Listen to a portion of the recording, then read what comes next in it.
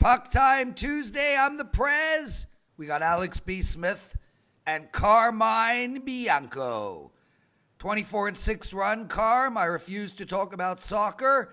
I'm just representing the Italian flag, buddy. Yeah, great. You're Canadian, Carm.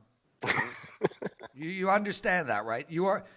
Alex, I want to talk. Alex, we're going to hijack the show for a second and talk about Italians. Okay. Italians are like the only people in the world that at generation 6, so in other words, 6 generations live in America or live in Canada, they still consider themselves Italian. Yes. I kind of get that. How? How? Their parents were born here? Their grandparents were born here? I mean, what generation does it end where you're actually Canadian? Well, my parents were born in Italy. Where were you born? I was born at sea. So you are. So he can claim anything, kind of. Yeah, absolutely. I could be Israeli. No, you cannot. We don't want International waters rule right there. We don't want you, and you were not born in sea. Yeah, me, Tom Hanks, and Wilson. Okay, so you were basically born in Canada, making you a full-blooded Canadian. Yes, with Italian roots. Yeah, Alex, where were you born? I was born in the south side of Chicago. I'm a Chicago. I'm an American, and my family traces back to America like 4 or 5 generations. So Alex, there's only one African North American on this call, on this video, and it's me. That's right. You're South African, correct? I know. I love saying that to African Americans. I'm like, dude, there's only one of us is an African American, and it ain't you. Fair enough. Yeah. Anyway, it's puck time, and we got to talk hockey. Last night, I had a 5-star play on the over in the Toronto Maple Leafs game. And Carm, if you told me Nashville would put up 4 goals on the road in Toronto, I would have quadrupled my bet, and it lost. Yeah, I don't know what to listen. I don't know what to tell you. That game did look like a dead over going in, but you've seen it this past week. I'm telling you, some teams are just playing so well defensively, and they did last night. Nashville did. Yeah, you look at St. Louis. You look at that first period. I mean, Toronto had like 3 or 4 goal posts up close. They were dominating the play. They had really quality scoring chances. They just couldn't put it in the net. Anyway. Listen, I got to say this real quick, but it's the year of the goalpost, the double doink. Yeah. I know we got a Bears guy here, but look at Tampa. Tampa had a 16-game point streak snapped in San Jose, and they hit the goalpost like 4 times or 5 times in that game on Saturday. So it is what it is. Sometimes they bounce and go in, sometimes they don't. It's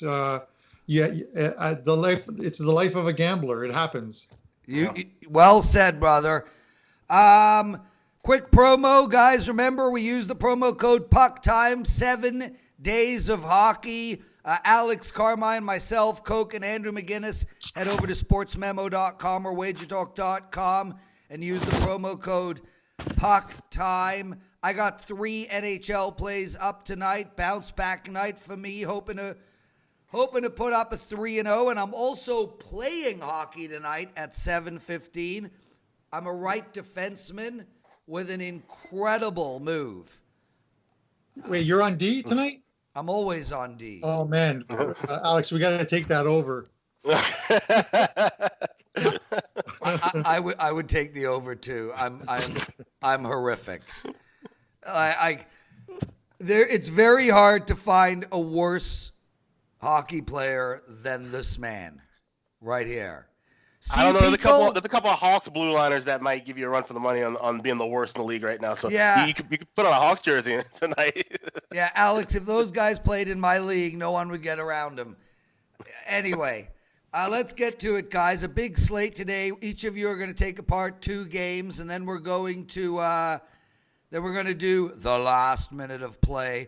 I literally have 15 minutes left. I got meetings today.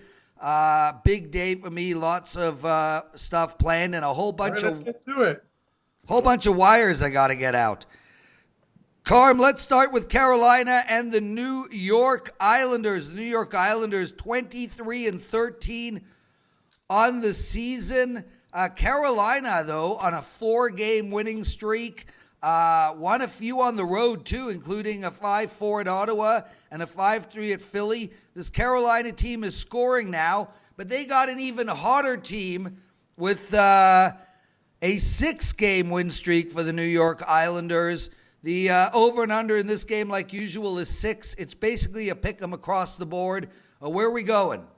Yeah, you know what? Listen, I know you mentioned it. The Canes have won 4 straight, but my honest opinion, they've won one very good opponent there in the Blue Jackets.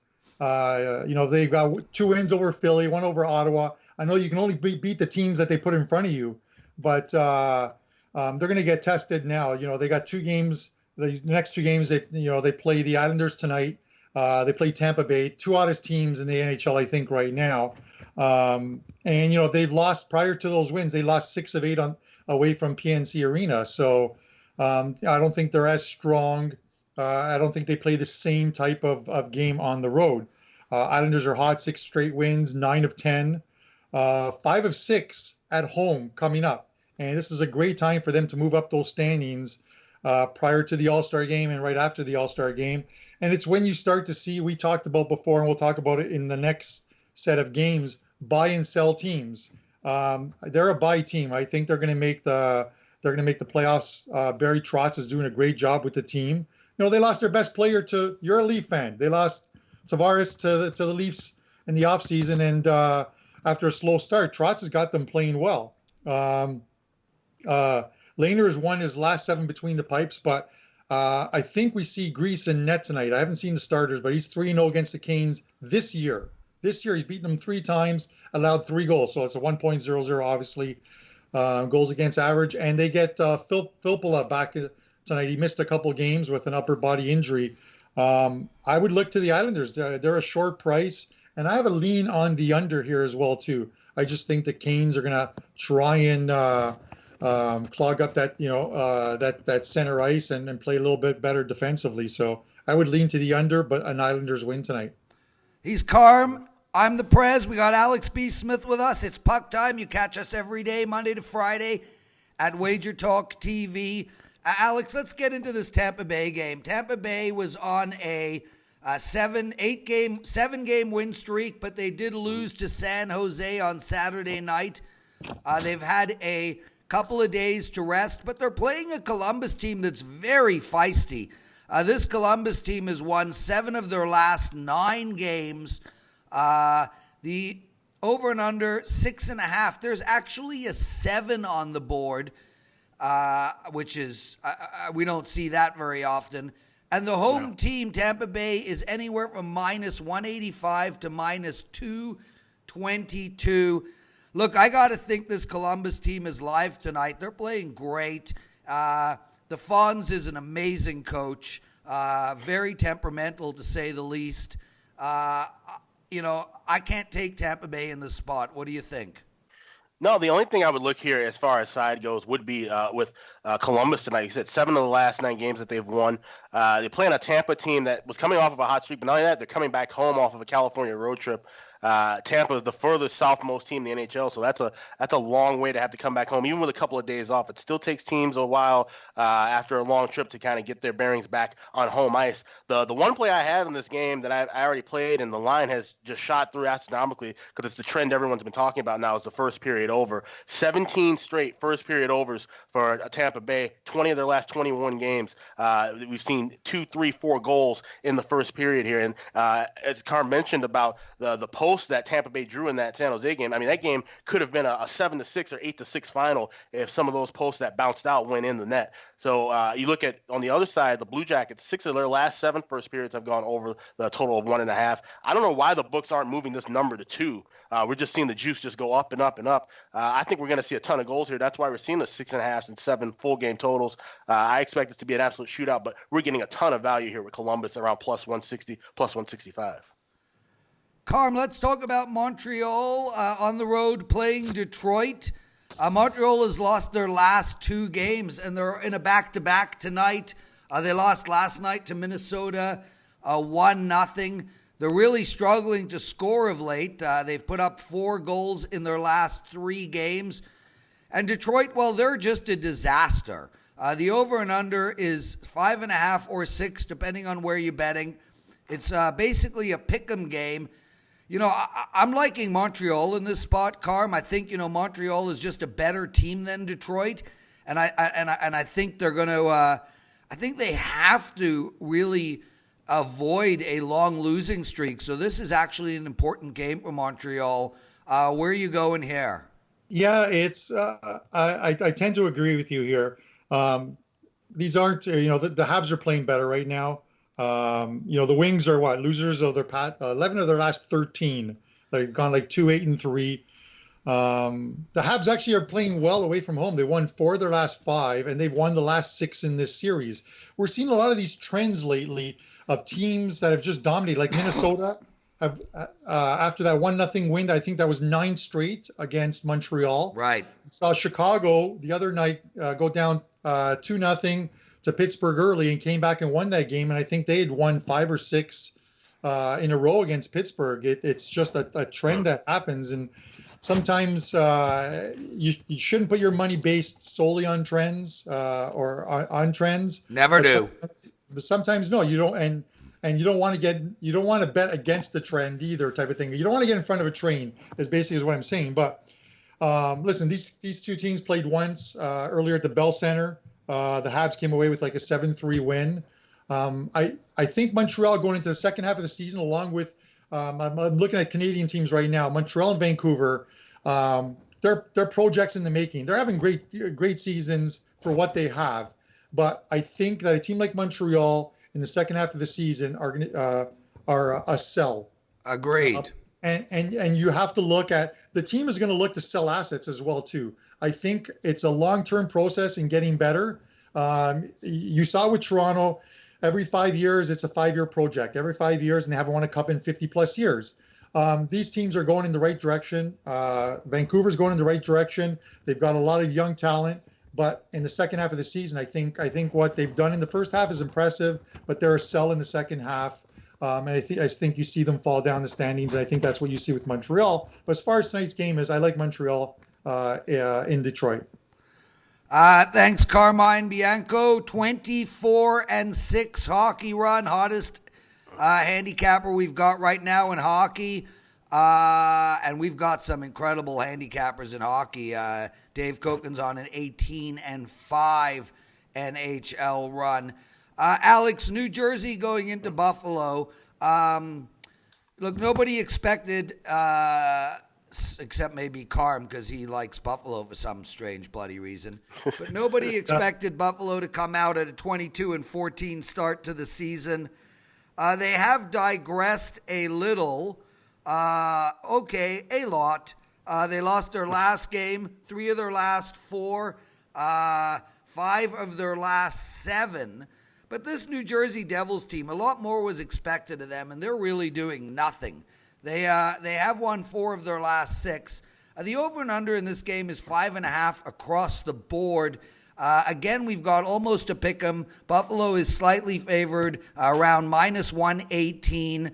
I like Buffalo in this game, Alex. I think they win. Yeah, this is an interesting spot here because you're looking at a Buffalo team. If I were to expect one of these teams to be in playoff contention, the other to be the worst in the Eastern Conference, it would have said it would have been the Sabres being the worst and New Jersey being a contender here. But with that being said, you got a New Jersey team. They have won 4 of their last 6, but they've struggled against some teams that they really should have been able to put away. Teams like Arizona and Dallas. They've made those games much closer than they were. The Coyotes game, a 3-2 decision, they won, but Arizona dominated most of the play in that game. And then they lost against the Knights, which is a key note here with this Vegas fading a team coming off of the trip in Vegas. This season, 5-1 against that team. The last 2 years, 13-2. So that leans a lot toward this Buffalo team. But I'm a little skeptical with Buffalo because they are missing Jack Eichel still. Sam Reinhart and Seamus Gershenson, both of them are questionable to return tonight. If they both get back in the lineup, that gives them a lot of improvement offensively against this New Jersey team that has been giving up goals in bunches lately. So I would lean with Buffalo here, and I also would be looking at the first period over. We've seen that trend go 4 straight now with New Jersey on the road. Like I said, they've been giving up goals. They've also been scoring a few as well. So this should be a fun contest to watch, but I think the Sabres in the first period over the 2 plays to look at tonight. Alex, you certainly know your stuff, dude, and I love how you're keeping records of every single thing. Alex, what's the trend on Pittsburgh scoring when only 4 players are on the ice and 1 is left-handed? I'd have to look through. I don't know if I have that in detail of numbers. 63%? It's something in that wheelhouse, sure. Yeah. Carm, what about when all 5 players on Boston are bald and on the ice at the same time? Well, you've got a very good-looking team then. I love it. Guys, it's time for the last minute of play. Pittsburgh at home against Florida. Florida's been looking good lately, but Pittsburgh, other than a recent loss, has been on an absolute tear. I think this game goes under the total. Pittsburgh at minus 175. Carm, in 10 seconds, where are you going? Yeah, you know what? If you're looking at tonight's total 6.5 in Pittsburgh, the under, it's 10-1 under that 6.5 number the last 11 times these teams have played. I actually like that under tonight. There you go. Carm and I agree. We already talked about the Islanders in Carolina. Carm likes the Islanders and leans on the under. Alex, Boston minus 186 against Minnesota. They have Minnesota on a back-to-back. I like Boston on the 3-way line. Where are you going? I would look at Boston, too, either in regulation or laying the puck line at 1.5. Alex Stalock is going for Minnesota. He's definitely the weaker of the 2 goalies that the Wild have right now, just not playing up to form at time. This is a Boston team that I think should be able to get some goals here tonight.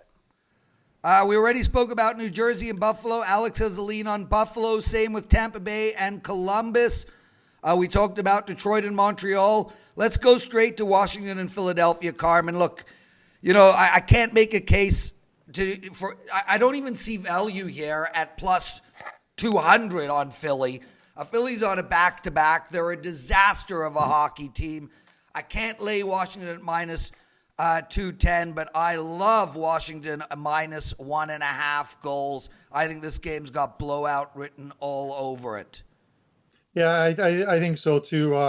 Even though Washington hadn't looked good of late, but they got that win in Detroit. Like Philly's coming off a 4-0 loss at home. I watched that game because I had action on that game. They just looked absolutely terrible. They're just having trouble finding the net. When are they going to trade Giroux and actually start rebuilding? He is. He's obviously their best player. I just don't know. They scored 12 goals in their past 7 games. That's just horrible. Horrible. They just can't find the net. If you're scoring that's less like what we call. You're not winning. That's what we call Juventus horrible. And they even signed goaltender McKenna. That's their 7th goalie this year. It's just unbelievable. You're ignoring my jab at Juventus. Yes, yeah, I am. You see the jersey there, buddy, right? Yeah, bugger off. Washington minus 1.5 for a blowout. Alex, Winnipeg, man, 26-13, playing against Colorado, 20-14. The over and under is 6.5. Winnipeg is minus 160. I know that's a lot of juice, but I like Winnipeg here.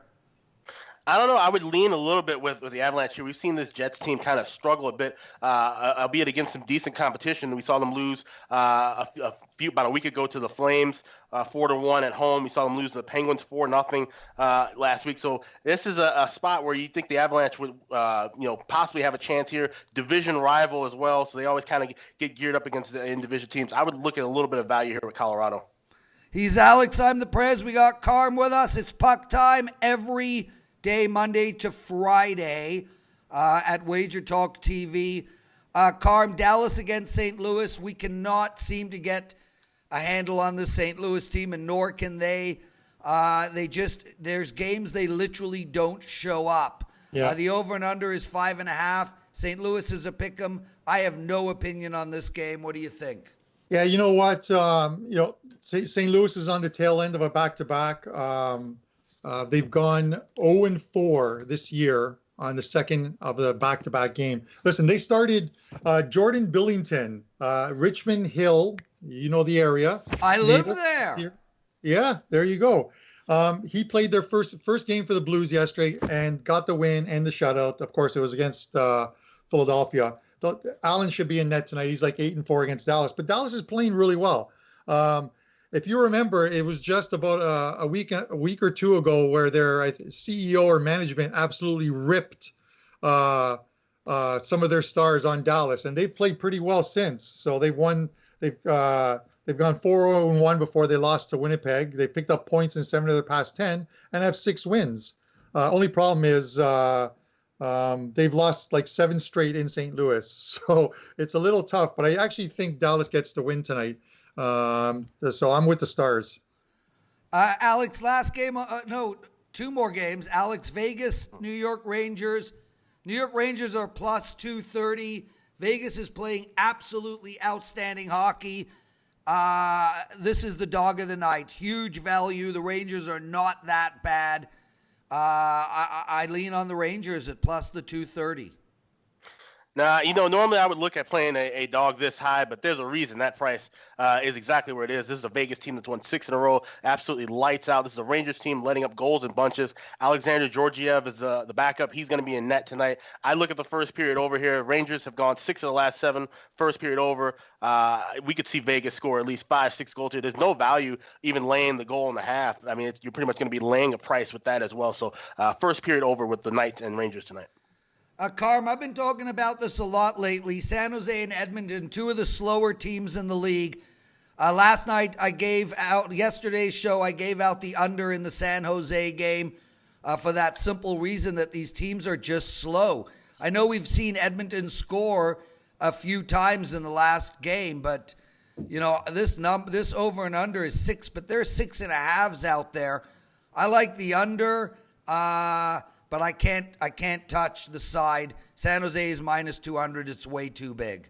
Yeah, it's one of those games where, as far as picking a side, you're priced too high on the team you want to take, and it's just there's so much uncertainty on the dog that's tough to take him. I just don't know what is wrong with this Edmonton Oilers side. They brought in Hitchcock. It was sort of a quick fix. They look like they turned around. They're playing better, and they just seem to have tanked it again.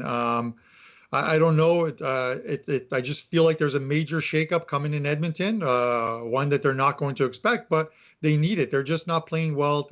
You can't put it on the coach all the time here. 6.5 just seems like too much. I don't understand why it is 6.5. I figured this would be a flat 6, but getting that extra half goal, I just don't see how, unless Edmonton comes out with one of their best games of the season, how they're going to go into San Jose and score 3 goals or more. So I would lean to the under here and look for something along the lines of like a 4-1 or 5-1 scoreline. Guys, we got to go. Also Alex, go ahead. 4-7-3. Edmonton 4-7-3 to the under this year in division games. So. Yeah, and when the goalie doesn't have a stick in his hand? Well, more times than not, he has a stick in his hand. So. But it would probably go over if he doesn't. That's my analysis for the day. I'm the Prez. The bald guy is Carm. The handsome guy is Alex. And the unhealthy guy as he drinks that piece of shit. We're out of here, boys. Alex, we'll see you tomorrow. Carm, come on tomorrow too, dude. We had Dave already yesterday, and then we'll have Andrew on at the end of the week. 2 of you on tomorrow, same time. Let's see it. Maybe not. I'll text you about the time. I got some shit going on tomorrow. Stop smiling, big man, and I'll see you Saturday for poker. Oh yeah, the flex. We're out.